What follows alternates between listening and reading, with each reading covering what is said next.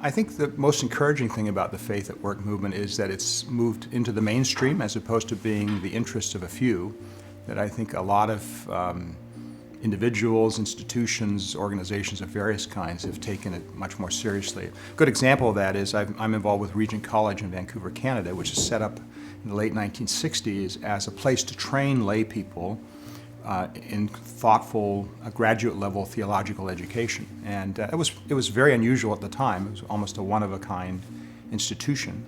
But today, many seminaries, other schools of higher education have these kind of programs. And I think that's a great sign that it's moved from something that was sort of a special thing to something that in the arena of theological education is taken seriously.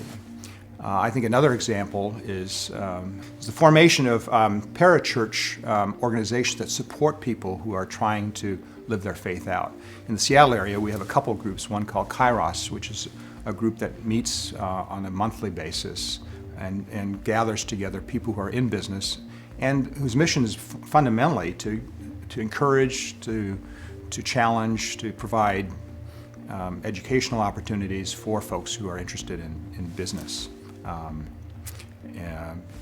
And then finally, I think churches are there are examples of churches who are integrating this Faith at Work movement into their programs. Tim Keller's work in New York City, I think, is a brilliant example of this. I think Tim has taken very seriously the vision that the job of the church is actually to equip people to live out their vocation in whatever world that they find themselves in.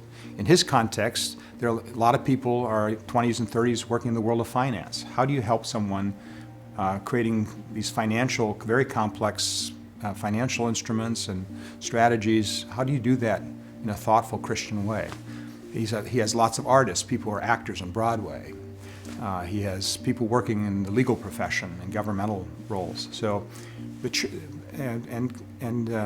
Redeemer Press, which is Tim Keller's church in New York City, has organized itself to support and to create programs and structures that support folks in their work.